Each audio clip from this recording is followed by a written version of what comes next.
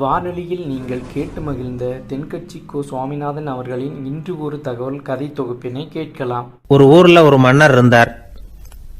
அவர் பக்கத்து தேசத்து மேலே படையெடுக்கணும்னு நினச்சிக்கிட்டு இருந்தார். அதையும் தன்னுடைய நாட்டோட சேர்த்துக்கணுங்கிற ஆசை. எப்போ படையெடுக்கலாம்னு யோசிச்சுக்கிட்டு இருந்தார். இப்படி யோசிச்சுக்கிட்டு இருந்த சமயத்தில் ஒரு பெரியவர் அவரை தேடிட்டு வந்தார். அவர் அடிக்கடி வருவார், அவர்கிட்ட பேசிக்கிட்டு இருப்பார். இப்போவும் அப்படி தான் வந்தார். என்ன மன்னா யோசனைன்னாரு. இவர் தன்னுடைய யோசனையை சொன்னார். இந்த சமயத்தில் மன்னருக்கு தாகம் எடுத்தது, தண்ணி குடிக்கணும் போல இருந்தது. உடனே அங்கே இருந்த ஒரு அரண்மனை பணியாளரை கூப்பிட்டார். போய் கொஞ்சம் தண்ணி கொண்டு வாப்பா அப்படின்னார். அந்த பணியாளர் போனார். ஒரு கோலையில் தண்ணி கொண்டு வந்தார். ராஜா கிட்ட நீட்டினார். ராஜா அதை வாங்கி குடிக்கிறதுக்காக வாய்கிட்ட கொண்டுட்டு போனார்.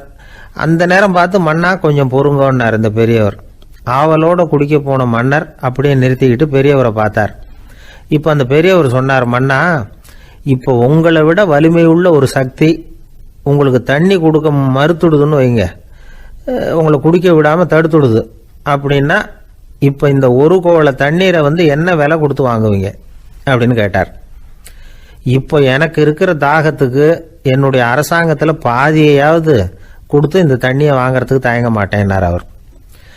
சரி, இப்போ அந்த தண்ணியை குடிங்கன்னார் பெரியவர். மன்னர் ஆவலோடு அந்த தண்ணியை குடித்து முடித்தார். அதுக்கப்புறம் கொஞ்ச நேரம் தன்னுடைய படையெடுப்பை பற்றி சொல்லிக்கிட்டு இருந்தார். கொஞ்ச நேரம் கழித்து மறுபடியும் இந்த பெரியவர் கேட்டார், மன்னா, இப்போ நீங்கள் ஒரு கோவள தண்ணீரை குடித்து முடிச்சுட்டீங்க. இப்போ அந்த தண்ணீர் உங்கள் உடம்பை விட்டு வெளியில் வரக்கூடிய பாதை அடப்பட்டு போச்சு அப்படின்னு வச்சுங்க, அதை வெளியேற்றுவதற்காக நீங்கள் எவ்வளவு செலவழிப்பீங்க அப்படின்னு கேட்டார். மன்னர் யோசனை பண்ணார்.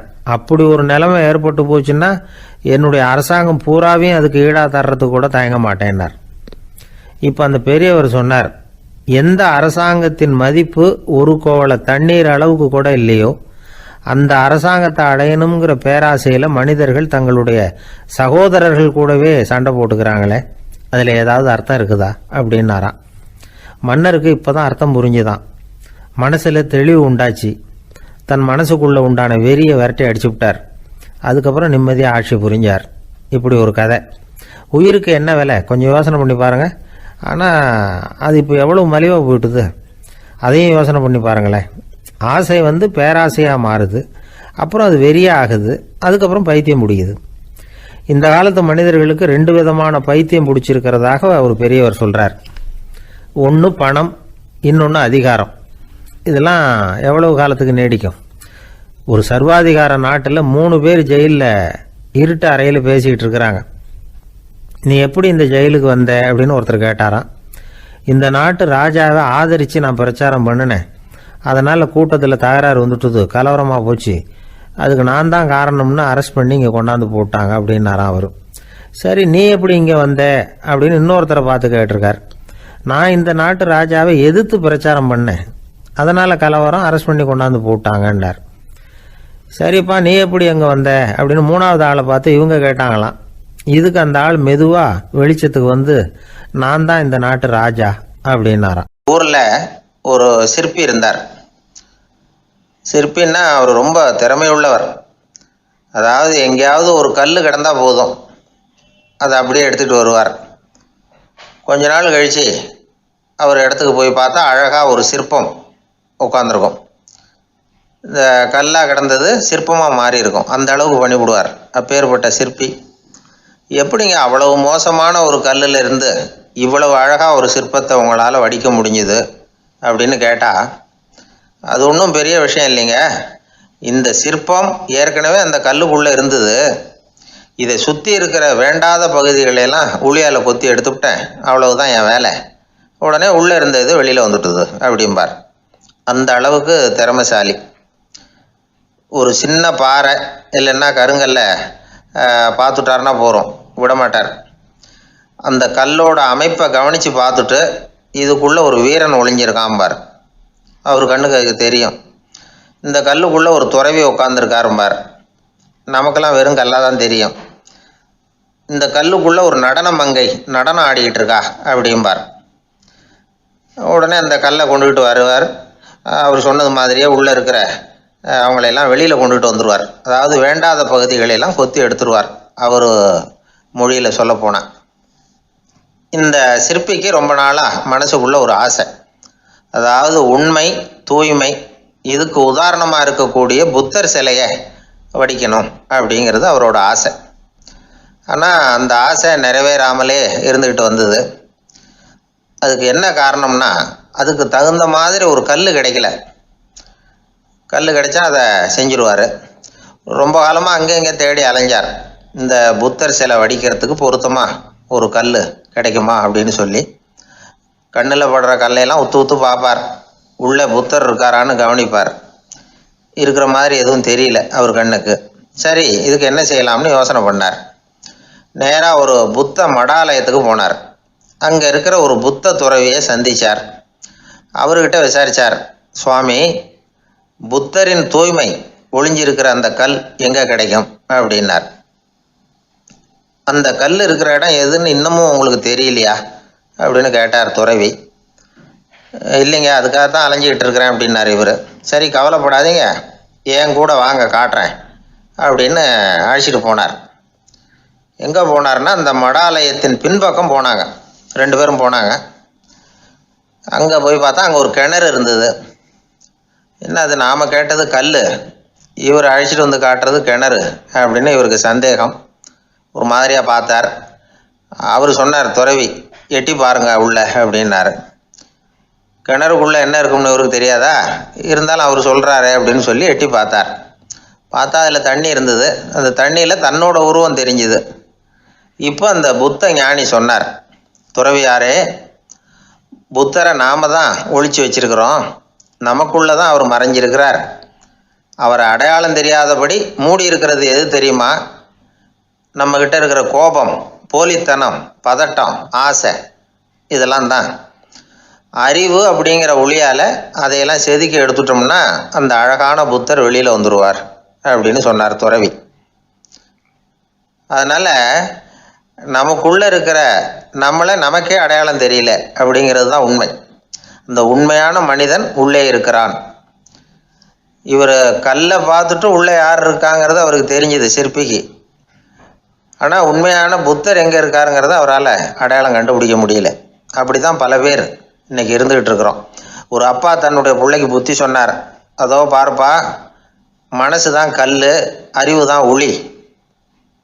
உன்னுடைய மனசுங்கிற கல்லை அறிவுங்கிற ஒளியால் செதுக்கி அழகான மனிதனாக நீ வெளியில் வரணும்னார். அதுக்காக தான்ப்பா தேடிகிட்டு இருக்கேன்னா அவன். மனசுங்கிற கல்லை தேடிக்கிட்டு இருக்கிறியா அப்படின்னு கேட்டார். இல்லைப்பா, அறிவுங்கிற ஒளி எங்கே இருக்குன்னு தெரியல எனக்கு, அதை தான் தேடிக்கிட்டு இருக்கிறேன் அப்படின்னு நானா. அதனால் அறிவை தேடிக்கிட்டு இருக்கிறவன் என்னைக்கு உண்மையை கண்டுபிடிக்க போகிறான், அதையே கண்டுபிடிக்க முடியலைங்கும் பொழுது. அதனால் நாம் யார் அப்படிங்கிறது நமக்கு அடையாளம் தெரியணும். அந்த அடையாளம் தெரிஞ்சுட்டா வாழ்க்கையில் வெற்றி நிச்சயம். புகழ்பெற்ற ஜப்பானிய சாமுராய் வீரன், வாள் வீசுறதுல ரொம்ப கெட்டிக்காரன். ஒரு கடுமையான போரில் கலந்து கொண்டுட்டு களைச்சி போய் திரும்பி வந்தான். படுக்கையில் விழுந்தான். பக்கத்தில் என்னமோ சத்தம் கேட்டுது. திரும்பி பார்த்தான். ஒரு எலி அவனை முறைச்சி பார்த்துக்கிட்டு இருந்தது. உடனே வாழை உருவனா வீசினான். அது தப்பிச்சிட்டு ஓடி போச்சு. எவ்வளோ முயற்சி பண்ணி பார்த்தா முடியல. கடைசியில் அந்த வாள் முறிஞ்சு போனது தான் மிச்சம். ஒரு பக்கம் அவனுக்கு இது அவமானமாக போயிட்டுது, இன்னொரு பக்கம் பயமாக போயிட்டுது. எவ்வளவோ போர்களில் எதிரிகளை பந்தாடினவன் அவன் ஒரு எலிகிட்ட தோற்று போய்டுறதா அவனால் சகிச்சிக்க முடியல. மனைவிகிட்ட சொன்னான் இப்படி நடந்துட்டுதுன்னு. அவள் சிரிச்சா. உங்களுக்கு புத்தியே இல்லை, எலியை போய் யாராவது வாளால் வெட்டுவாங்களா அப்படின்னு அந்த அம்மா சொன்னதும், நீ என்ன சொல்கிறேன்னா, ஒரு பூனையை கொண்டுட்டு வந்துட்டால் போதும், அதுக்கப்புறம் ஏன் எலி வரப்போகுது அப்படின்னு அந்த அம்மா. உடனே ஒரு பூனை வந்து சேர்ந்தது. அது சாதாரண பூனை இல்லை, வீர சாகசங்கள்லாம் செஞ்சு பழக்கப்பட்ட பூனை. பெரிய இடத்துல வளர்ந்தது. அதை கொண்டுட்டு வந்துட்டாங்க. அந்த பூனை குறி பார்த்து எலி மேலே பாஞ்சுது. ஆனால் அந்த எலியை சுலபமாக தப்பிச்சு போட்டுது. அடுத்தபடியாகவும் பாயறதுக்கு முயற்சி பண்ணிச்சு அந்த பூனை. ஆனால் அந்த எலியோ ரொம்ப தந்திரமாக திடீர்னு அந்த பூனையின் முகத்துக்கு நேராக பாஞ்சுது. அவ்வளவுதான். அந்த பூனை பயந்து போய் ஒரே தாவி ஜன்னல் வழியாக வெளியில் ஓடி போச்சு. அந்த வீரனுக்கு இது ஒரு பெரிய அதிர்ச்சியாக இருந்தது. அடுத்தபடியாக யோசனை பண்ணான். ராஜா வளர்த்துக்கிட்டு இருந்த அரண்மனை பூனையை ஒரு நாள் இரவலாக கேட்டு வாங்கிட்டு வந்தான். ஊர் உலகம்லாம் பேர் வாங்கின பூனை இது. அந்த பூனையாலும் அந்த எலியை ஒன்றும் செய்ய முடியல. வீரனுக்கு ரொம்ப அதிர்ச்சி. அந்த அரண்மனை பூனைகிட்டையே போய் புலம்புனான். அரண்மனை பூனையே, நீயே தோற்று போயிட்டியே, இனிமேல் நான் என்ன செய்ய முடியும்னா. அந்த பூனை சிந்திச்சுது. அப்புறம் சொல்லிச்சு, இந்த காரியத்துக்கு இந்த மேல்மட்ட விவகாரம்லாம் சரிப்பட்டு வராது. சாதாரண வீட்டு பூனை கிடச்சிதுன்னா அதை கொண்டுகிட்டு வந்து விட்டுப்பார் அப்படின்னுது. சாதாரண பூனையால் என்ன செஞ்சிட முடியும்னா இவன் நம்பிக்கை இல்லாமல். இப்போது அந்த அரண்மனை பூனை சொல்லிச்சு, பெரிய வீட்டு பூனையெல்லாம் நல்லா சாப்பிட்டு தூங்கி பழக்கப்பட்டிருக்கோம். அதுக்கெல்லாம் ராஜதந்திரம் தெரியும், ஆனால் எலி பிடிக்க தெரியாது. அதுக்கான வளர்ப்பும் இல்லை, பயிற்சியும் இல்லை. ஏன்னா அதுக்கெல்லாம் பசி கிடையாது. சாதாரண வீட்டு பூனை அப்படி இல்லை, பசிக்கு ஆகாரம் தேடி அலையும். எலிகளை பிடிச்சி சாப்பிட்டுட்டு தான் உயிர் வாழும். அதனால் அதுகளுக்கு எலியை பிடிக்கிற எல்லா உத்திகளும் தெரியும், எங்களுக்கு தெரியாது அப்படின்னுது. அது சரியே, அதுவும் பூனை தான், நீயும் பூனை தான். அதால் முடிகிற காரியம் ஏன் உன்னால் முடியல அப்படின்னு கேட்டான் இவன். இதுக்கு அந்த பூனை சொல்லிச்சு, இதே கேள்வியை நானும் கேட்டேன். உன்னுடைய தந்திர முறை என்னன்னு கேட்டேன். அதுக்கு பதில் சொல்லாமல் படுத்து தூங்கி போச்சு. அதை மறுபடியும் எழுப்பி கேட்டேன். அதுக்கு கோவம் வந்துட்டுது. இதில் என்ன தந்திர முறை வேண்டியிருக்கு?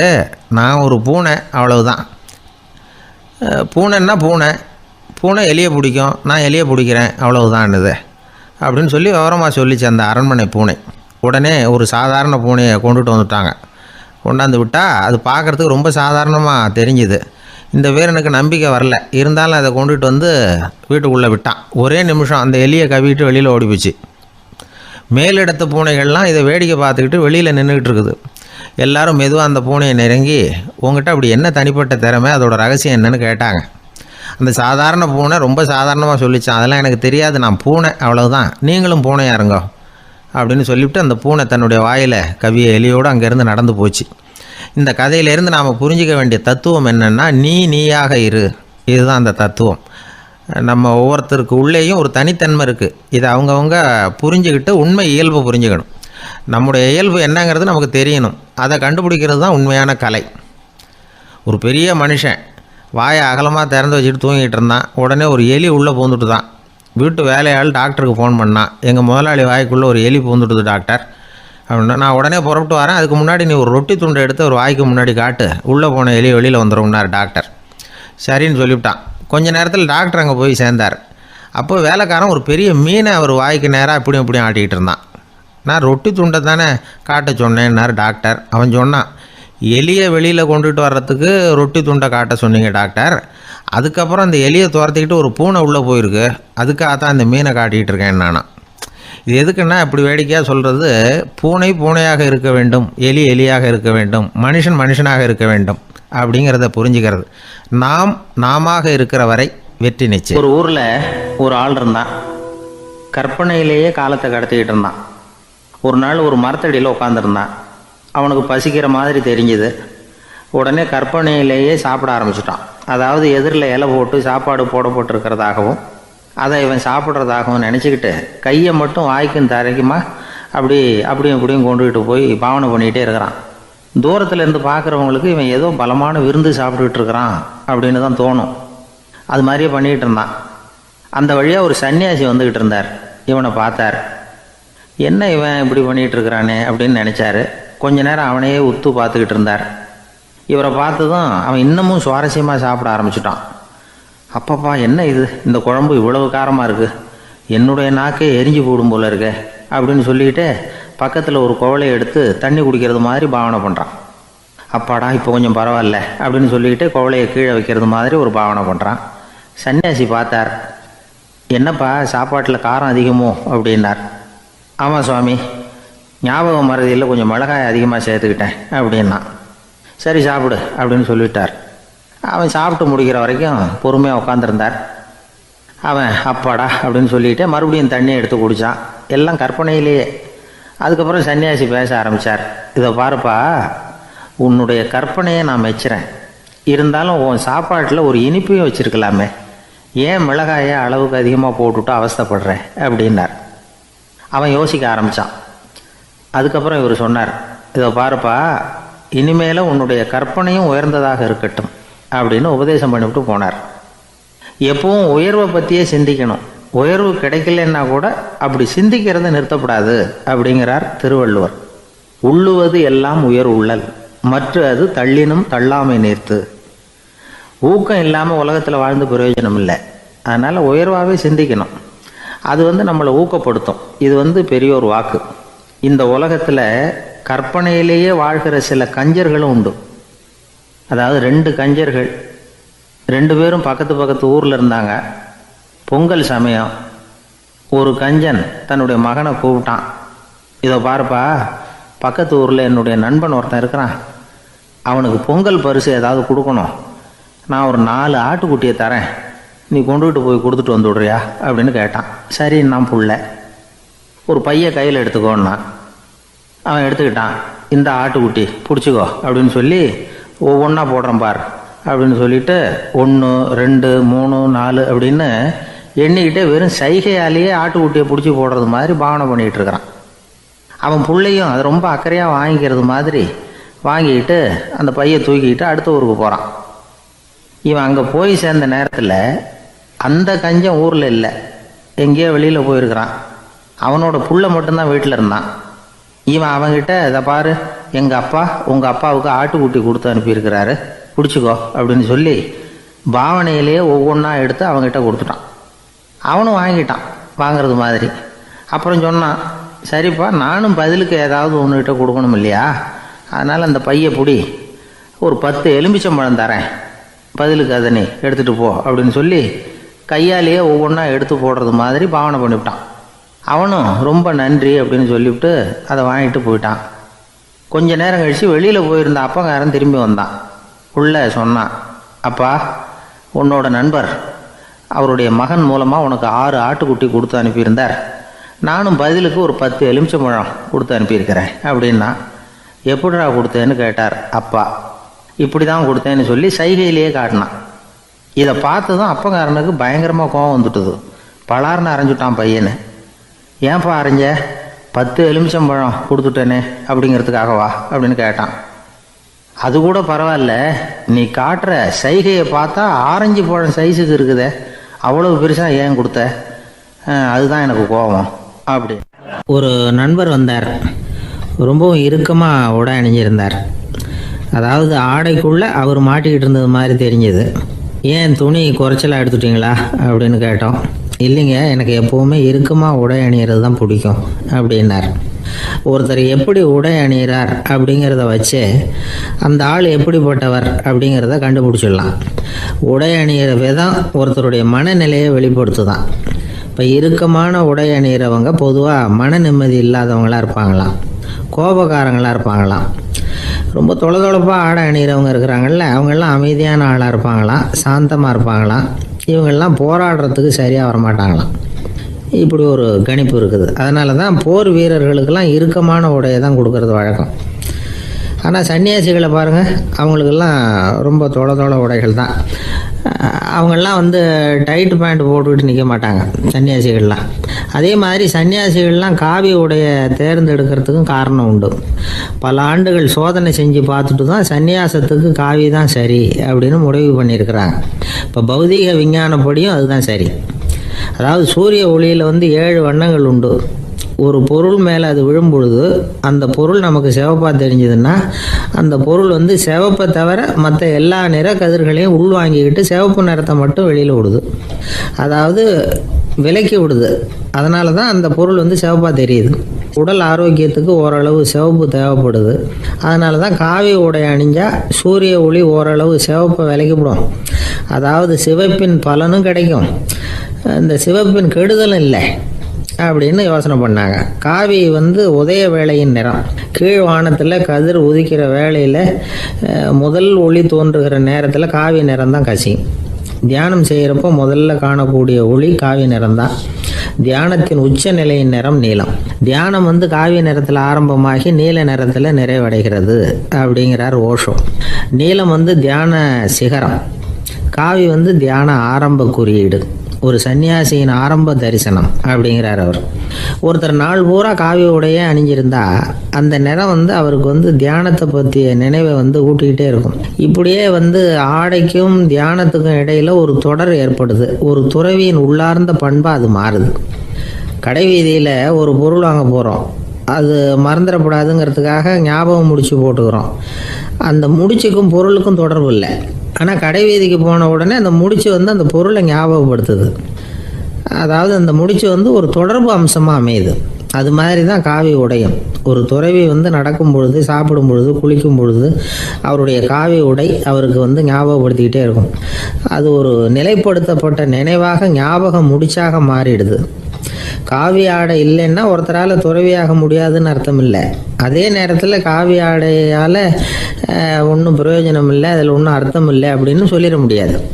இதுதான் உண்மை. இவ்வளவு தூரம் காவி ஆடையை பற்றி சொல்கிறதுனால எல்லாரும் சன்னியாசியாக போயிடுங்கோ அப்படின்னு நாம் சொல்கிறதாக யாரும் நினச்சிடக்கூடாது. மனசுக்கும் நிறத்துக்கும் உள்ள சம்பந்தத்தை தெரிஞ்சுக்கிறதுக்காக தான் இவ்வளவும். நமக்கு தெரிஞ்ச நண்பர் ஒருத்தர் இருக்கிறார், ஆஃபீஸில் வேலை பார்க்குறவர். ஒவ்வொரு மாதமும் 20ஆம் தேதிக்கு பிறகு அவரை போய் பார்த்திங்கன்னா காவி உடை அணிஞ்சிக்கிட்டு, கண்ணை மூடிக்கிட்டு, கை ரெண்டையும் விரித்து வச்சுக்கிட்டு தியானத்திலே உட்காந்துருப்பார். ஏன் இப்படி பண்ணுறீங்கன்னு கேட்டேன். அதாவது 20ஆம் தேதிக்கு பிறகு என் கையில் ஒரு பைசா கூட கிடையாது, ஒரு சன்னியாசி லெவலில் இருக்கிறேன், என்கிட்ட எதுவும் செலவுக்கு கேட்காத அப்படின்னு என் மனைவிக்கு நாசூக்காக உணர்த்துறதுக்காக அப்படி உட்காந்துருப்பேன் அப்படின்னு விளக்கம் கொடுக்குறார் அவர். ஒரு ஊரில் ஒருத்தர் இருந்தார், ரொம்ப நல்லவர். யாருக்காவது ஏதாவது கொடுத்துக்கிட்டே இருப்பார், கொடையாளி. தினமும் யாராவது ஒருத்தருக்கு ஏதாவது கொடுக்கலன்னா அவருக்கு தூக்கம் வராது, அப்படி ஒரு பழக்கம். அது மட்டும் இல்லை, அவர் கொடுக்கறது அடுத்தவங்களுக்கு தெரியாது, அவ்வளவு ரகசியமாக அதை கொடுப்பார். வலது கை கொடுக்கறது இடது கைக்கு தெரியக்கூடாதுன்னு சொல்லுவாங்கள்ல, அது மாதிரி அவர். ஒரு நாள் ராத்திரி அவர் ஏற்கனவே தயாராக கட்டி வச்சிருந்த பணம் முடிச்ச கையில் எடுத்துக்கிட்டு வீட்டை விட்டு வெளியில் வந்தார். தெருவில் இறங்கி நடந்தார். இன்னைக்கு யாருக்கு தர்மம் செய்யறது அப்படின்னு யோசனை பண்ணிட்டு இருட்டில் நடந்து வந்துகிட்டு இருக்கிறார். யாரோ ஒருத்தர் எதிரில் வர்றது மாதிரி தெரிஞ்சுது. உடனே அவர் கிட்ட போனார். தன்கிட்ட இருந்த பணம் முடிச்சு அவசரமாக அவர் கையில் திணிச்சுட்டு திரும்பி வந்துட்டார். அப்பாடா, ஒரு வழியாக யாருக்கும் தெரியாமல் இன்னைக்கு தர்மம் பண்ணியாச்சு அப்படிங்கிற மகிழ்ச்சி, மன நிறைவு அவர் முகத்தில். நிம்மதியாக தூங்கினார். அப்புறம் எழுந்திரிச்சார். மறுநாள் காலையில் ஊர் பூரா ஒரே பேச்சு. என்ன பேச்சுன்னா, நேற்று ராத்திரி ஒரு திருடன் கையில் யாரோ பணத்தை கொடுத்துட்டு போயிருக்கிறாங்க அப்படின்னு எல்லாரும் பேசிகிட்டு இருக்கிறாங்க. இதை கேள்விப்பட்டதும் அந்த பெரியவருக்கு ரொம்ப வருத்தமாக போச்சு. அடடா, போயும் ஒரு திருடனுக்காக உதவி பண்ணியிருக்கிறோம், பிரயோஜனம் இல்லாமல் போட்டுதே அப்படின்னு நினச்சார். சரி, இன்னைக்கும் யாருக்காவது உதவி பண்ணணும் அப்படின்னு முடிவு பண்ணினார். ராத்திரி நேரம் வந்தது. இவர் வழக்கம் போல் தெருவில் இறங்கி நடந்தார். கையில் பணம் முடிச்சு. எதிரில் ஒரு பொன் உருவம் மங்கலாக தெரிஞ்சது. இவர் உடனே அந்த பெண்கிட்ட பணத்தை கொடுத்துட்டு திருப்தியாக திரும்பி வந்துட்டார். மறுநாள் காலையில் ஊர் பூரா என்ன பேசிக்கிட்டாங்க தெரியுமா? நேற்று ராத்திரி நெறி தவறி நடக்கிற ஒரு பெண்ணின் கையில் யாரோ பணத்தை வச்சுட்டு போயிருக்கிறாங்க அப்படின்னு எல்லாரும் பேசிக்கிறாங்க. அடடா, இன்னைக்கும் தவறுதலாக நடந்து போச்சு அப்படின்னு ஒரு வருத்தப்பட்டார். இருக்கட்டும், இன்னைக்கும் ஏதாவது தர்மம் பண்ணுவோம் அப்படின்னு நினச்சிக்கிட்டாரு. 3ஆவது நாள் ராத்திரியும் புறப்பட்டார். இப்பவும் எதிரில் ஒருத்தர் வந்தார். இவர் பணத்தை கொடுத்தார், திரும்பி வந்துட்டார். மறுநாள் மக்கள் என்ன பேசிக்கிட்டாங்கன்னா, நேற்று ராத்திரி ஒரு செல்வந்தர் கையில் யாரோ பணத்தை கொடுத்துட்டு போயிருக்கிறாங்க அப்படின்னு பேசிக்கிட்டாங்களாம். அவருக்கு ரொம்ப வருத்தமாக போட்டுது. என்ன இது, தினம் இப்படி ஆகிட்டு இருக்குதே அப்படின்னு நினச்சிக்கிட்டே படுத்து தூங்கினார். அன்னைக்கு ராத்திரி ஒரு கனவு. அந்த கனவுல இறைவன் சொன்னாராம், இதை பாருப்பா, நீ கொடுத்த தர்மம் வீணா போயிடல, உங்ககிட்ட பணம் வாங்கின அந்த திருடன் திருந்திட்டான், அந்த பொண்ணும் திருந்திட்டா, அந்த செல்வந்தனும் கொடையாளி ஆயிட்டான், எல்லாருக்கும் உதவி பண்ண ஆரம்பிச்சுட்டான் அப்படின்னு சொன்னாராம். இந்த கதையை சொன்னவர் யாருன்னா நபிகள் நாயகம். இதில் உள்ள கருத்து என்னன்னா, நல்ல மனசோட தர்மம் பண்ணுனா அது வீணா போறதில்லை. இன்னொரு கருத்து, தர்மம் தன்னை மட்டுமல்ல அடுத்தவங்களையும் தீமையிலிருந்து காப்பாற்றும். இதுதான் நாம் புரிஞ்சிக்க வேண்டியது. இந்த காலத்திலையும் இது மாதிரி சில சம்பவங்கள் நடக்கிறது உண்டு. ஒரு பெரியவர் இருட்டில் நடந்து வந்துக்கிட்டு இருந்தார். எதிரில் வந்த ஒருத்தன் வலுக்கட்டாயமாக அவர் கையை பிடிச்சி ஒரு பண முடிப்பை கொடுத்து வச்சுக்க சொல்லிவிட்டு விலகி போயிட்டான். பெரியவருக்கு ஆச்சரியம், இந்த காலத்திலையும் இப்படி வலது கை கொடுக்கறது இடது கைக்கு தெரியக்கூடாதுன்னு நினைக்கிற கொடையாளிகள் உண்டு போல இருக்கு அப்படின்னு யோசனை பண்ணிக்கிட்டே நடந்தார். கொஞ்சம் தூரம் போயிருப்பார். அதுக்குள்ளே அதே ஆள் திரும்பி வந்தான். கொடுத்த பண முடிப்பை திருப்பி கொடுங்க அப்படின்னு கேட்டு வாங்கிட்டான். இவருக்கு ஒன்றும் புரியல. ஏன் இப்படி பண்ணுறேன்னார். அது ஒன்றும் இல்லைங்க, கொஞ்ச நேரம் இதை உங்ககிட்ட கொடுத்து வச்சிருந்தேன், அவ்வளவுதான் அப்படின்னா. ஏன்னு கேட்டார். என்னை பின்னாடி போலீஸ் தேடிக்கிட்டு வந்துக்கிட்டு இருக்குது, அதுதான் அப்படி பண்ணேன், இப்போ போயிட்டுது, இனிமேல் ஒன்றும் பயம் இல்லை அப்படின்னு சொல்லிவிட்டு அவன் பாட்டுக்கு நடந்து போகிறான். ஒரு நண்பர்கிட்ட பேசிக்கிட்டு இருந்தேன். அவருடைய உறவினர் ஒருத்தர் ஒரு நேர்முக தேர்வுக்கு போயிருந்தாராம், இன்டர்வியூக்கு. ரொம்பவும் பொறுப்பாகவும் கவனமாகவும் செயல்பட வேண்டிய பதவிக்கான நேர்காணல் அது. இவர் எழுத்து தேர்வில் ஏராளமான மதிப்பெண்கள் வாங்கிவிட்டார். அதனால் அதை பற்றி கவலை இல்லை. இப்போ நேர்முக தேர்வில் தேர்வு பெறணும். ஏராளமான சான்றிதழ்கள் வச்சிருந்தார். நேர்காணலில் கேட்கப்பட்ட எல்லா கேள்விகளுக்கும் சரியான பதில் தான் சொன்னார். இருந்தாலும் பாருங்க, அந்த நேர்முக தேர்வில் அவர் தேர்ந்தெடுக்கப்படலை. என்ன காரணம் அப்படின்னு பின்னாடி விசாரிச்ச போதுதான் விவரம் தெரிஞ்சுதான். அது என்ன ஆயிருக்குதுன்னா, அந்த நேர்காணலின் போது இவர் நடந்துகிட்ட முறையில சில தவறுகள் நடந்து போச்சான். முக்கியமா 2 தவறுகள். ஒண்ணு, அவங்க ஒரு கேள்வியை கேட்டு முடிக்கிறதுக்குள்ளேயே இவர் பதில் சொல்ல ஆரம்பிச்சுட்டாராம். ரெண்டாவது என்னன்னா, இவர் நாற்காலியில தாராளமா இயல்பா சாஞ்சி உட்காராம நாற்காலி முனையில உட்கார்ந்துருந்தாராம். இந்த 2 விதமான செயல்பாடுகளும் இவர் அவசரப்படுறவர், பதற்றப்படுறவர் அப்படிங்கிறதுக்கான அடையாளங்கள். அதாவது கேள்வியை கேட்டு முடிக்கிறதுக்குள்ளேயே முந்திக்கிட்டு பதில் சொல்றது. ரெண்டாவது, நாற்காலியில இயல்பா தாராளமா உட்காராம நாற்காலி முனையில உட்கார்றது. பார்க்க போற வேலைக்கு அவசரம், பதற்றம் இது 2 இருக்கப்படாதான். அதனால மார்க் இருந்தும் சர்டிபிகேட் இருந்தும் அந்த வேலை வாய்ப்பு அவருக்கு கிடைக்கல. வேலை கொடுக்கறவங்க நம்ம கிட்ட இருந்து என்னதான் எதிர்பார்க்கறாங்க, இதை தெரிஞ்சு வச்சுக்கிறது நல்லது. முதல்ல மற்றவர்களுடன் தொடர்பு கொள்ளும் திறமை, அதாவது எபிலிட்டி டு கம்யூனிகேட். நீங்க நினைக்கிறத அழகா தொகுத்து வகைப்படுத்தி சொல்ல தெரியுதான்னு பார்ப்பாங்க. உங்க திட்டங்களை அடுத்தவங்க ஏற்றுக்கொள்ளக்கூடிய விதத்துல வெளிப்படுத்துறதுக்கு உங்களால முடியுதான்னு பார்ப்பாங்க. இதுக்கு என்ன செய்யறது? குழப்பம் இல்லாம சிந்திக்கணும், குழப்பம் இல்லாம பேசணும். ரெண்டாவது விஷயம் என்னன்னா புத்திசாலித்தனம், அதாவது இன்டெலிஜென்ஸ். ஏத்துக்க போற வேலையை நல்ல விதமா செய்ய முடியுமா உங்களால, அதை எந்தெந்த வழியில செய்யலாம் அப்படிங்கிறத உங்களால தீர்மானிக்க முடியுமா, அந்த வேலைக்கான புது புது யோசனைகளை உங்களால சொல்ல முடியுமா அப்படின்னு பார்ப்பாங்க. இது இன்டெலிஜென்ஸ். மூணாவது தன்னம்பிக்கை, அதாவது செல்ஃப் கான்ஃபிடன்ஸ். உங்களுக்கு அது உண்டா அப்படிங்கிறத கவனிப்பாங்க. எந்த சூழ்நிலையையும் சமாளிக்கணும், எப்படிப்பட்ட மனிதர்களையும் சமாளிக்கிற தைரியம் வேணும், அடுத்தவங்களை நமக்கு சாதகமா திருப்பக்கூடிய தன்னம்பிக்கை வேணும். நாலாவது பொறுப்புகளை முன்வந்து ஏற்றுக்கொள்ளுதல், வில்லிங்னஸ் டு அக்செப்ட் ரெஸ்பான்சிபிலிட்டி. பொறுப்புகள்ல இருந்து நழுவி போக ஆசைப்படாம செஞ்சு முடிக்கணும். அஞ்சாவது முன் வருதல், இனிஷியேட்டிவ். வேலையோட முக்கியத்துவம் உணர்ந்து அதை ஏத்துக்கிட்டு தகுந்த நடவடிக்கைகளை தயங்காம எடுக்கிறதுக்கு முன் வரணும். ஆறாவது என்னன்னு கேட்டீங்கன்னா தலைமைத்துவம், லீடர்ஷிப். 4 பேருக்கு தலைமை தாங்கி நல்ல விதத்துல நடந்துக்க தெரியுதா. ஏழாவது கற்பனை திறன், இமேஜினேஷன். சில பிரச்சனைகள் வரக்கூடும் அப்படின்னு முன்கூட்டியே யூகிச்சு அதுக்கு தகுந்த மாதிரி நடவடிக்கை எடுக்கிற திறமை உண்டா அப்படிங்கிறத பார்ப்பாங்க. எட்டாவது என்னன்னா வளைந்து கொடுத்தல், ஃபிளெக்சிபிலிட்டி. சூழ்நிலைக்கு தகுந்த மாதிரி, மாற்றங்களுக்கு தகுந்த மாதிரி அனுசரித்து நடந்துக்கிறதுக்கு தெரியுதா அவங்களுக்கு அப்படிங்கிறத கவனிப்பாங்க. அடுத்தது திறமைகளை வெளிக்கொணரும் திறமை, இன்டர்பர்சனல் ஸ்கில்ஸ். அடுத்தவங்க கிட்ட இருக்கிற திறமையை கண்டுபிடிச்சி அதை நல்ல விதத்துல ஊக்கப்படுத்தி பயன்படுத்த தெரியுதா அப்படின்னு பார்ப்பாங்க. ஆறாவது சுய அறிவு, செல்ஃப் நாலேஜ். அடுத்தவங்க நம்மளை பத்தி என்ன நினைக்கிறாங்க அப்படிங்கிறத நம்மளால புரிஞ்சுக்க முடியுதாங்கிறது முக்கியம். அடுத்தது போட்டி மனப்பான்மை, காம்படிட்டிவ்னஸ். அடுத்தவங்களை ஒப்பிட்டு பார்த்து அதை விட ஒரு படி மேல வரணுங்கிற குணம் வேணும். இதுக்கு அடுத்தது என்னன்னா குறிக்கோளை வெல்லுதல், கோல் அச்சீவ்மெண்ட். குறிக்கோளை சவாலா எடுத்துக்கிட்டு அதை அடையணும். அப்புறம் வேறுபட்ட திறமைகள், ஒகேஷனல் ஸ்கில்ஸ். பதவிக்கு வேண்டிய திறமைகள் தவிர மற்ற திறமைகள் எதுவும் உண்டாங்கிறது முக்கியம். நமக்கு வேலை கொடுக்கணும்னு நினைக்கிறவங்க நம்ம கிட்ட இருந்து இவ்வளவும் எதிர்பார்ப்பாங்க. அதுக்கு தகுந்த மாதிரி நம்மளை நாமே தயார்படுத்திக்கணும். எனக்கு வேண்டப்பட்ட ஒருத்தர் ஒரு இன்டர்வியூக்கு போயிட்டு வந்தார், நேர்காணலுக்கு. எப்படி இருந்தது இன்டர்வியூன்னு விசாரித்தேன். நான் போனேன். அவர் கேட்ட எல்லா கேள்விக்கும் அவர் எதிர்பார்த்தது மாதிரியே எல்லா பதிலையும் சொன்னேன். கடைசியாக நான் எதிர்பார்க்காத ஒரு தகவலை அவர் சொன்னார் அப்படின்னார். என்னன்னு கேட்டேன்.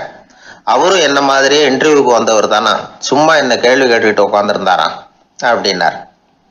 அதனால ஒரு நேர்காணலுக்கு போறதுக்கு முன்னாடி என்ன எதிர்பார்க்குறாங்க அப்படிங்கிறத தெரிஞ்சுக்கிட்டு போனால் வெற்றி நிச்சயம். நாட்டில் நல்லவங்க ஒருத்தர் 2 பேர் இருக்கிறதுனால தாங்க மழையே பெய்யுது அப்படின்னு சொல்கிறது உண்டு.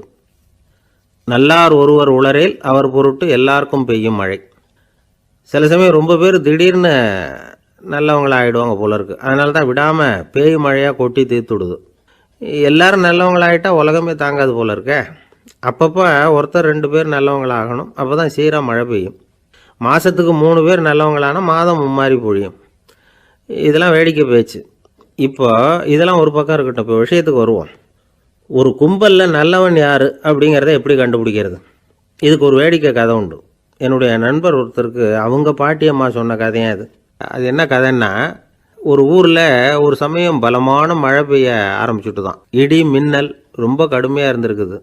ஆரம்பித்த மழை வர வர கடுமையாகிட்டு இருக்குதே தவிர நிற்கிற பாடாக தெரியல. ஊர் ஜனங்கள்லாம் பார்த்தாங்க. இதுக்கு மேலேயும் வீட்டு உள்ளே இருந்தால் ஆபத்துங்கிறத புரிஞ்சுக்கிட்டாங்க. ஏன்னா வீடெல்லாம் இடிஞ்சு விழுந்துருமோங்கிற பயம். உடனே எல்லாரும் புறப்பட்டு ஊருக்கு பொதுவாக இருந்த ஒரு மண்டபத்தில் போய் தங்கிக்கிட்டாங்க. மின்னல் கடுமையாக இருந்தது. இடி எந்த நேரத்துலையும் விழலாம்ங்கிற நிலைமை. எப்போ விழலாம்னு பார்த்துக்கிட்டு இருக்குது. அந்த மண்டபத்தில் இருந்த ஜனங்கள் மனசுக்குள்ளே ஒரு பயம். நம்ம கூட்டத்தில் யாராவது ஒரு கெட்டவன் பாவம் பண்ணவன் இருந்தால் கூட இடி இந்த மண்டபத்தில் விழுந்துரும். அது எல்லாருக்கும் ஆபத்து அப்படின்னு நினச்சாங்க. சரி, இதுக்கு என்ன பண்ணலாம் அப்படின்னு யோசனை பண்ணாங்க. அந்த கூட்டத்தில் ஒரு பெரியவர் இருந்தார். அவர் ஒரு யோசனை சொன்னார். இதை பாருங்கள், அதுக்கு ஒரு வழி இருக்குது. அதோ எதிர்த்தாப்புல கொஞ்சம் தூரத்தில் ஒரு உயரமாக மரம் ஒன்று இருக்குது பாருங்கள். பொதுவாக இடி சுலபமாக விழறது அது மாதிரி உயரமான மரத்தில் தான். நம்ம கூட்டத்தில் இருக்கிறவங்க எல்லாரும் ஒவ்வொருத்தராக போய் அந்த மரத்தை தொட்டுவிட்டு திரும்பி வந்துடணும். நம்மள பாவம் பண்ணவன் யாரோ அவன் அந்த மரத்தை தொடுற சமயத்தில் இடி விழுந்துடும். அவன் மட்டும் போயிடுவான். மண்டபத்தில் இருக்கிற நாமெல்லாம் பொழைச்சிக்கலாம் அப்படின்னு ஐடியா கொடுத்தார் அந்த பெரியவர். இது நல்ல யோசனையாக பட்டது. எல்லாரும் ஒத்துக்கிட்டாங்க. ஒவ்வொருத்தராக போய் அந்த மரத்தை தொட்டுவிட்டு திரும்பி வந்தாங்க. இடி எதுவும் விழலை. இன்னமும் பாவம் பண்ண ஆசாமி அதை போய் தொடலை போல இருக்குது அப்படின்னு நினச்சிக்கிட்டாங்க. ஒவ்வொருத்தராக போகிறாங்க. எல்லாரும் போய் தொட்டுவிட்டு வந்தாச்சு. இன்னும் ஒரே ஒரு ஆசாமி தான் பாக்கி. கடைசியாக இருந்த அந்த ஆள் பயந்துட்டான். இது வரைக்கும் இடி விழலைன்னா இப்போ என்ன அர்த்தம்? இப்போ நாம் தான் பாக்கி, நாம் தான் தப்பு பண்ண ஆள் போல இருக்குது அப்படின்னு நினச்சிட்டான். அதனால் துணிச்சலாக போய் தொடுறதுக்கு பயந்தான். தயங்கிக்கிட்டே இருந்தான். இருந்தாலும் மற்றவங்கள்லாம் சும்மா இருப்பாங்களா? கட்டாயப்படுத்தி கழுத்தை பிடிச்சி தள்ளாத குறையா அவனை தள்ளி விட்டாங்க. போய் தொட்டுட்டு வாடான்னு. அவன் நடுங்கிக்கிட்டே போய் அந்த மரத்தை தொட்டான். அதே வினாடி ஒரு பயங்கரமான மின்னல் இடி விழுந்துட்டுது. எங்கே விழுந்தது தெரியுமா? அந்த ஆள் மேலே இல்லை, மண்டபத்தில் விழுந்தது. மண்டபத்தில் இருந்தவங்க பூரா காலி. அந்த ஒரு ஆள் மட்டும் புழைச்சிக்கிட்டான். இந்த ஒரு ஆளை காப்பாற்றுறதுக்காக தான் இடி மண்டபத்தில் விழாமல் இருந்திருக்குது. இதுதான் கதை. அதனால் நல்லவங்க எப்படியும் தப்பிச்சுக்குவாங்க அப்படிங்கிறது ஒரு நீதி. ஒருத்தன் அப்படி தான் தெருவில் நடந்து போய்கிட்டு இருந்தான். ரொம்ப நல்லவன். எதிரில் ஒருத்தன் சைக்கிளில் வந்துக்கிட்டு இருந்தான். அதில் மோதி இவன் கீழே விழுந்துட்டான். சைக்கிள்காரன் உடனே இறங்கி இவனை தூக்கி விட்டான். இவன் எழுந்திரிச்சு அவனை முறைச்சி பார்த்தான். அப்படி பார்க்காதீங்க சார், நீங்கள் ரொம்ப புண்ணியம் பண்ணியிருக்கீங்க, அதுதான் இப்போ சைக்கிளில் மோதிக்கிட்டீங்க அப்படின்றான். என்ன அப்படி சொல்கிறேன் நான்? இவன் 10 நிமிஷத்துக்கு முன்னாடி நான் லாரி ஓட்டிகிட்டு வந்தேன், அப்போ நீங்கள் எதிரில் வந்திருந்தீங்கன்னா என்ன ஆயிருக்கும் அப்படின்னானா அவன். ஒரே ஒரு ஊரில் ஒரு அம்மா இருந்தாங்க. அந்த அம்மாவுக்கு ஒரே ஒரு பிள்ளையாண்டான். அவனுக்கு ரொம்ப அக்கறையோடு கல்யாணம் பண்ணி வச்சாங்க. கல்யாணம் முடிஞ்சதும் மருமக பொண்ணு வீட்டுக்கு சேர்ந்தது. அப்பாடா, என் கடமை முடிஞ்சது, இனிமேல் அக்கடான்னு எங்கேயாவது ஒரு மூலையில் படுத்து கிடக்கலாம் அப்படின்னு நினச்சாங்க அந்த அம்மா. ஆனால் நினைக்கிறபடி எங்கே நடக்குது? அதுக்கப்புறம் தான் பிரச்சனையே ஆரம்பமாச்சு. மருமகள் குணம் சரியில்லை, ஒரு மாதிரி. அந்த பொண்ணு வீட்டுக்கு வந்ததுமே முதல் வேலையாக மாமியாரை பார்த்து, அதுதான் நான் வந்துட்டேன்ல, இனிமேல் உங்களுக்கு என்ன வேலைங்க, புறப்பட வேண்டியது தானே, காசி ராமேஸ்வரம்னு எங்கேயாவது போங்க அப்படின்னுட்டு தான். மாமியாரை பார்த்தாங்க, கொஞ்சம் யோசனை பண்ணாங்க. இந்த பாருமா, நீ இப்படி சொல்கிறதுக்கு முன்னாடியே வீட்டை விட்டு புறப்படணுங்கிற முடிவுக்கு நான் வந்துட்டேன். வீட்டை மட்டும் இல்லை, இந்த உலகத்தை விட்டே கூட போகிறதுக்கு தயாராக இருக்கிறேன். ஆனால் ஒரே ஒரு விஷயத்துக்காக என் உயிரை கையில் பிடிச்சிக்கிட்டு இருக்கிறேன் அப்படின்னாங்களாம். என்ன விஷயம்னு கேட்டது இந்த மருமக பொண்ணு. வேறு ஒன்றும் இல்லை, என் பிள்ளைக்கு கல்யாணம் பண்ணி வச்சுட்டேன். ஒரு பேர புள்ள பிறந்து அதை என் கண்ணால் பார்த்துட்டேன்னா நான் எங்கே வேணும்னாலும் போகிறதுக்கு தயாராக இருக்கிறேன் அப்படின்னாங்களாம் அந்த மாமியார். மாமியார் இப்படி சொல்கிறதுலேயே நியாயம் இருக்கிறதாக பட்டுது அந்த பொண்ணுக்கு. சரி, அப்படியே இருந்து பார்த்துட்டு போகலாம் அப்படின்னு அனுமதி கொடுத்தது. கொஞ்ச காலத்தில் ஒரு பேரன் பிறந்தான். அந்த அம்மாவும் பேரனை கண்ணால் பார்த்துட்டாங்க. சரி, பேரனை பார்த்தாச்சுல்ல, இனிமேல் புறப்பட வேண்டியது தானே அப்படின்னது மருமக பொண்ணு. மாமியார் பார்த்தாங்க, நீ சொல்கிறது சரிதாம்மா, அதில் ஒன்றும் தப்பு இல்லை. என்னோட பேரன் உங்களை அம்மா அப்பான்னு கூப்பிடுறத என் காது குளிர கேட்டுட்டு போயிடுறேனே அப்படின்னாங்களாம். சரி, அந்த ஆசையை நிறைவேறட்டும் அப்படின்னு காத்துக்கிட்டு இருந்தாங்க. பேரன் வளர்ந்தான், நடந்தான், பள்ளிக்கூடம் போனால் பெரியவனானான். மருமக பொண்ணு மறுபடியும் மாமியாரை விரட்ட ஆரம்பிச்சுட்டுது, இன்னும் புறப்புள்ளையான்னு. இதை பாருமா, இது வரைக்கும் இருந்துட்டேன். பேரனோட கல்யாணத்தையும் கண்ணால் பார்த்தா தான் இந்த கட்டை வேகும் போல் இருக்குது அப்படின்னு சொல்லி ஒரு மாதிரியாக பேச ஆரம்பித்தாங்க. இதுவும் நியாயமான ஆசையாக தான் படுது அப்படின்னு அது யோசிச்சிருக்கு அந்த பொண்ணு. சரின்னு அதுக்கும் ஒத்துக்கிட்டது. உடனே பேரனுடைய கல்யாணமும் முடிஞ்சது ஒரு வழியாக. இனிமேல் ஒரு நொடி கூட இங்கே இருக்கக்கூடாது, புறப்படுங்க அப்படின்னு மாமியாரை விரட்டிச்சான் அந்த பொண்ணு. இப்போ அந்த மாமியார் தன்னோட மருமகளை பார்த்து சொல்கிறாங்க, இதோ கிளம்பிட்டேம்மா, என் மூட்டை முடிச்செல்லாம் கட்டிக்கிட்டேன், புறப்பட்டுவிட்டேன். அப்படியே நீயும் உன் துணிமணிகளை மூட்டை கட்டிக்கிட்டு கிளம்பிடும், என்னோட சேர்ந்து 2 பேருமா சேர்ந்து போயிடலாம் அப்படின்னாங்களாம். அந்த பொண்ணு முழிக்காதே, உனக்கும் ஒரு மருமக வந்துட்டா, இனிமேல் நீயும் ஒரு மாமியார் தானே, உனக்கும் இனிமேல் இங்கே வேலை இல்லை, புறப்படு அப்படின்னாங்களாம். அப்போ தான் அந்த பொண்ணு சிந்திக்க ஆரம்பிச்சு தான், தன்னோட தவறு புரிஞ்சுதான். இந்த தகவலை கேட்டுக்கிட்டு இருக்கிற மருமகள்லாம் இதை பற்றி கொஞ்சம் யோசித்து பார்க்கணுங்கிறதுக்காகத்தான் இதை சொல்கிறோம் மாமியார்கள் சார்பாக. கொஞ்ச நாளைக்கு முன்னாடி ஒரு பொண்ணை பார்த்து பேசுகிற சந்தர்ப்பம் கிடைச்சிது ஒரு கல்யாண வீட்டில். அந்த பொண்ணு சொல்லிச்சு, சார் எனக்கு கல்யாணம் ஆகி 15 வருஷம் ஆகுது, நான் மாமியார்கிட்ட சண்டை போட்டதே இல்லை அப்படின்னு ரொம்ப அடக்கமாக சொல்லிச்சு. அது எப்படிம்மா சாத்தியமாச்சுன்னு கேட்டோம். எனக்கு கல்யாணம் ஆகி 15 வருஷம்தான் ஆச்சு, ஆனால் என் மாமியார் செத்து போய் 20 வருஷத்துக்கு மேலே ஆகிட்டுது அப்படின்னுது. அம்மாக்காரங்களுக்கு அடிக்கடி ஏற்படுற கவலை ஒன்று உண்டு. அதாவது குழந்தை சரியாக சாப்பிட மாட்டேங்குதே அப்படிங்கிற கவலை. இவங்கெல்லாம் ஒரு விஷயத்தை நல்லா புரிஞ்சுக்கணும். குழந்தைகள்ங்கிறவங்க பெரியவங்க மாதிரி இல்லை. அவங்க கடிகாரத்தில் மணியை பார்த்துட்டு சாப்பிட்றதுக்கு உட்கார்ற ரகம் கிடையாது. பசிச்சா சாப்பிடுவாங்க, இல்லைன்னா விளையாடுவாங்க அல்லது தூங்குவாங்க. அது புரியாமல் அவங்கள கட்டாயப்படுத்தி அல்லது மிரட்டி சாப்பிட வைக்கிறது ரொம்ப தப்பு. ஒரு 8 மாத குழந்தைக்கு 3 மணி நேரத்துக்கு ஒரு தடவை பசிக்கும். அந்த நேரம் பார்த்து சாப்பாடு கொடுத்தா அடம் பண்ணாமல் அது பாட்டுக்கு சாப்பிட்றோம். அதே குழந்தைக்கு 1 வயசு ஆகிறப்போ 4 மணி நேரத்துக்கு ஒரு தடவை பசிக்கும்.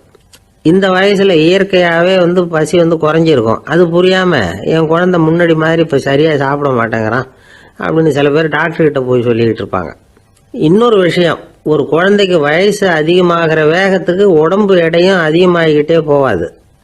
உடம்பு எடை அதிகமாகிற வேகம் குறைஞ்சிக்கிட்டே வரும். 6 மாத குழந்தைக்கு ஒரு வாரத்தில் 150 கிராம் எடை கூடும். ஒரு வயசில் வாரத்துக்கு 71 கிராம் எடை கூடும். இது புரியாமல் அதிகமாக சாப்பாட்டை கொடுத்து குழந்தைய கஷ்டப்படுத்தக்கூடாது. ஏன்னா அளவுக்கு மீறின உணவு அஜீரணத்தை உண்டு பண்ணிவிடும். குழந்தைக்கு ஒரு தட்டில் கொஞ்சமாக ஆகாரத்தை வச்சு கொண்டுகிட்டு போய் கொடுக்கணும். மலை மாதிரி குவிச்சு வச்சா அதை பார்த்ததுமே பசி அடங்கி போயிடும். அடித்து மிரட்டி பயமுறுத்தி குழந்தைய சாப்பிட வைக்கிற பழக்கம் இருக்குது பாருங்கள், அதுக்கு ஃபுட் ஃபோர்ஸிங் அப்படின்னு பேர். இப்படி பண்ணினா குழந்தைக்கு சாப்பாட்டில் விருப்பம் குறைஞ்சிரும், அதை கண்டாவே வெறுக்க ஆரம்பிச்சிடும். அது மாதிரி உளம் சார்ந்த பசி குறைவு, சைக்கோஜெனிக் அனோரெக்சியா, அது ஏற்படுமா. சாப்பாடுங்கிறதே ஒரு தண்டனை மாதிரி தோணும். குழந்தைகளுக்கு பிடிச்ச மாதிரியான ஆகாரத்தை கொடுக்கணும். சத்து அதிகம் இருக்குங்கிறதுக்காக அதுக்கு பிடிக்காத ஆகாரத்தை கொடுத்து கட்டாயப்படுத்தக்கூடாது. குழந்தைகளுக்கு 2 வயசு ஆகிறப்போ இயற்கையாகவே எதிர்மறை குணம் உண்டாகும். அதாவது அந்த எதிர்மறையாக பேசுறது. இது மாதிரி சமயங்களில் நாம் என்ன சொல்கிறோமோ அதுக்கு நேர்மாறாக நடந்துக்கும். ஏட்டிக்கு போட்டி, சாப்பிட சொன்னால் விளையாட போகும், விளையாட சொன்னால் சாப்பாடு கேட்கும். இதை புரிஞ்சுக்கிட்டு நடந்துக்கணும். குழந்தை சொன்ன பேச்சை கேட்கலேன்னு கோவப்படக்கூடாது. குழந்தை வளர வளர பிடிவாத குணம் வர்றது சகஜம். கேட்டதை வாங்கி கொடுத்தா தான் சாப்பிடுவேன் அப்படின்னு பிடிவாதம் பண்ணணும். வாங்கி கொடுத்து விடுறது தான் உத்தமம். நீங்களும் அதுக்கிட்ட பிடிவாதம் பண்ணிகிட்டு இருக்கக்கூடாது. ஏன்னா கேட்டது கிடைக்கலையேங்கிற ஏமாற்றம் கூட குழந்தையோட பசியை குறைச்சிரும். கேட்டது கிடைச்சிட்டா பசி அதிகமாகும், கொடுத்ததை மலமலன்னு சாப்பிட்றோம். குழந்தைகளுக்கு கண்ட நேரத்தில் சாப்பிட்றதுக்கு எதையாவது வாங்கி கொடுத்துக்கிட்டு இருந்தால் சாப்பாட்டு நேரத்தில் சாப்பிடாம அடம் பண்ண ஆரம்பிச்சிடும். பள்ளிக்கூடம் போகிற பிள்ளைங்க காலை உணவை சரியாக சாப்பிட மாட்டாங்க. அச்சம், அவசரம், பரபரப்பு இதெல்லாம் தான் காரணம். பள்ளிக்கு புறப்படுறதுக்கு ஒரு 3/4 மணி நேரத்துக்கு முன்னாடியே சாப்பாடு போட்டுருங்க, அது சரியாக போடும். படிக்கிற குழந்தைகள் உடல் சோர்வு, மனச்சோர்வு இது காரணமாக கூட சாப்பிட மறுக்கிறது உண்டு. இப்போ உதாரணமாக சாயந்தரம் விளையாடி விட்டு வீட்டுக்கு வந்ததும் சாப்பிட சொன்னால் வேணாம்பாங்க. இது உடல் சோர்வு. ரொம்ப நேரம் வீட்டு பாடங்களை செஞ்சு முடித்த கையோடு சாப்பிட சொன்னாலும் அவங்களால சரியாக சாப்பிட முடியாது. இது உளச்சோர்வு, அதாவது மனச்சோர்வு. இதை தவிர குழந்தைகளுக்கு உடல்நல குறைவு ஏற்பட்டால் கூட சாப்பிட மறுக்கிறது உண்டு. சில மருந்து மாத்திரைகள் கூட பசியை குறைச்சிரும். அதனால் சரியாக தெரிஞ்சுக்கிட்டு குழந்தைகளை சாப்பிட வைக்கணும். அது புரியாமல் கையில் சாப்பாட்டு தட்டை வச்சுக்கிட்டு குழந்தைகளை விரட்டிக்கிட்டு அலையக்கூடாது. ஒரு சின்ன பையன் சொன்னான், எங்கள் அம்மா சாப்பாடு போடுறது தெரிஞ்சால் நான் உடனே வீட்டை விட்டு வெளியில் ஓடி போடுவேன் அப்படின்னா. ஏன் அப்படி பண்ணுறேன்னு கேட்டோம். எங்கள் அப்பா கூட அது மாதிரி தான் சார் பண்ணுவார் அப்படிங்கிறான். ஒரு நீதிமன்றம், அங்கே ஒரு கொலை வழக்கு சம்பந்தமாக விசாரணை நடந்துக்கிட்டு இருக்குது. அந்த வழக்கறிஞர் ரொம்ப தீவிரமாக வாதாடிக்கிட்டு இருக்கிறார். தன்னுடைய கட்சிக்காரர் நிரபராதிங்கிறது அவருக்கு நல்லா தெரியும். அதனால தான் அவர் சார்பாக வாதாடுறதுக்கே ஒத்துக்கிட்டார். அப்படி அவர் மும்முரமாக வாதாடிக்கிட்டு இருக்கிற சமயத்தில் அவசரமாக தந்தி ஒன்று சேர்ந்தது. அதை வாங்கி படித்து பார்த்தார். அதுக்கப்புறம் அதை மடித்து தன்னுடைய கோட்டு பையில் வச்சுக்கிட்டு தொடர்ந்து வாதாட ஆரம்பிச்சிட்டார். பேசி முடித்தார். அதுக்கப்புறம் அங்கே கோர்ட்டில் இருந்த சக வக்கீல்கள் அவர்கிட்ட வந்தாங்க. தந்தி ஒன்று வந்ததே, என்ன விஷயம் அப்படின்னு விசாரித்தாங்களாம். அப்போ அவர் சொல்லியிருக்கிறார், ஊரில் சிகிச்சைக்காக போயிருந்த என்னுடைய மனைவி இறந்து போனதாக தந்தி வந்திருக்குது அப்படின்னாராம். மற்ற வக்கீல்களுக்கு அதிர்ச்சி. என்னங்க இது, மனைவி இறந்ததை விட கேஸு முக்கியமாக உங்களுக்கு அப்படின்னு கேட்டிருக்கிறாங்க. இறந்து போன என் மனைவி மறுபடியும் திரும்பி வர போகிறதில்ல. ஆனால் என்னுடைய கட்சிக்காரர் ஒரு கொலை வழக்கில் மாட்டிக்கிட்டார். அவரும் நிரபராதி. அவர் உசுரை நான் காப்பாற்ற வேணாமா? இதுதான் என்னுடைய கடமை அப்படின்னாராம். இப்படி இவர் சொன்னதும் எல்லாரும் அப்படியே திகைச்சு போய் நின்றுட்டாங்களாம்.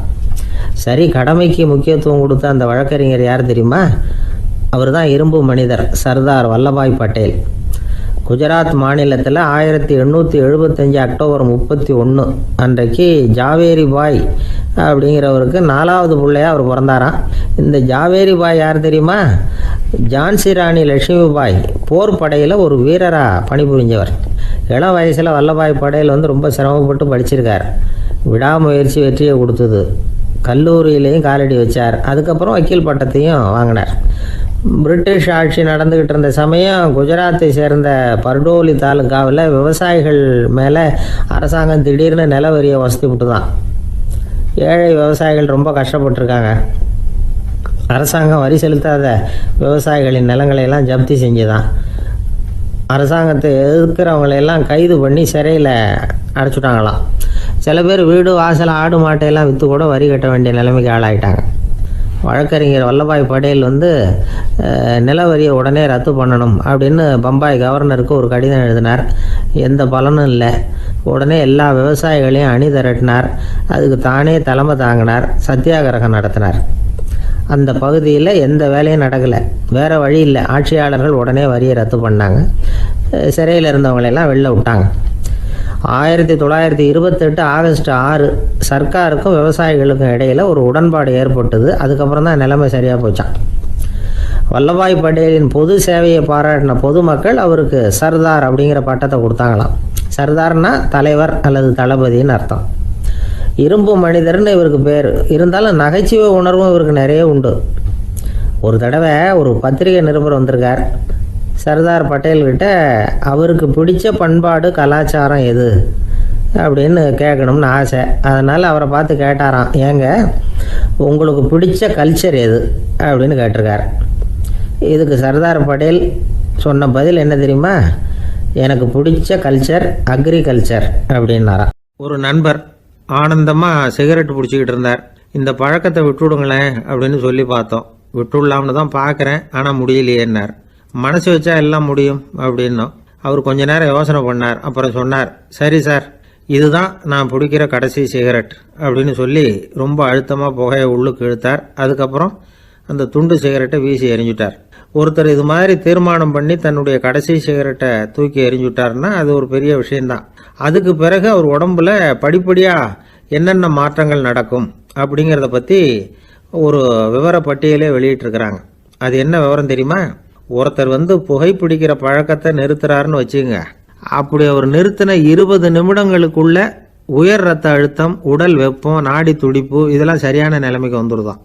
8 மணி நேரத்துக்குள்ள இந்த ஸ்மோக்கர்ஸ் பிரீத் அப்படிங்கிற தன்மை மறைஞ்சிருதான். ரத்தத்தில் உள்ள கார்பன் மோனாக்சைடு அளவு குறையுதான். ஆக்சிஜன் அளவு கூடுதான், சரியான அளவுக்கு வந்துடுதான். ஒருத்தர் கடைசி சிகரெட்டை தூக்கி எறிஞ்சுட்டார்னா 24 மணி நேரத்துக்குள்ள மாரடைப்பு ஏற்படுறதுக்கான வாய்ப்பு குறைஞ்சுடுதான். 48 மணி நேரத்துக்குள்ள உணர்வு நரம்புகளின் முனைப்பகுதிகள் மறுபடியும் ஒன்று சேர்ந்துருதான். அதனால நாக்கு சுவை உணர்வு, மூக்கின் முகரும் சக்தி இதெல்லாம் மேம்படுதான், நல்ல நிலைமைக்கு வந்துடுதான். சிகரெட்டை நிறுத்தின 3 நாளுக்குள்ள மூச்சு விடுறது சுலபமாயிடுதான். இப்படி அவங்க பட்டியல் நிறைய சொல்றாங்க. 2 அல்லது 3 மாசத்துக்குள்ள என்ன ஆகும் தெரியுமா? ரத்த ஓட்டம் மேம்படுது, நடக்கிறது சுலபமாயிடுது. நுரையீரல் கொள்ளளவு 30% அதிகரிக்குது.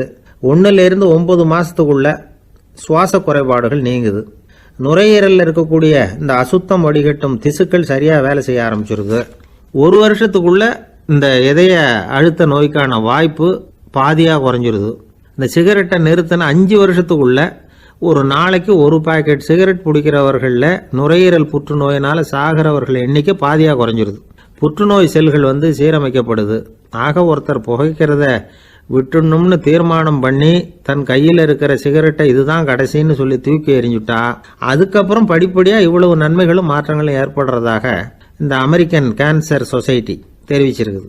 அதனால் புகைப்பழக்கம் உள்ளவங்க இதையெல்லாம் கொஞ்சம் யோசித்து பார்த்து அந்த பழக்கத்தை விட்டு விடுறது ரொம்ப நல்லது. ஆனால் அதையெல்லாம் நாம் சொன்னால் யார் கேட்குறாங்க? என்னுடைய நண்பர் ஒருத்தர் புகைப்பழக்கம் உள்ளவர், அவர் என்கிட்ட சொன்னார், சார், சிகரெட் பிடிக்கிற பழக்கத்தை விட்டு விடுறது என்னை பொறுத்த வரைக்கும் ஒன்றும் பெரிய கஷ்டமான செயல் இல்லை, அது ரொம்ப சுலபம் அப்படின்னார். எப்படி சொல்கிறீங்கன்னு கேட்டேன். நான் ஏற்கனவே 20 தடவை அந்த பழக்கத்தை விட்டுருக்கேன் சார் அப்படின்னார் ரொம்ப பெருமையாக.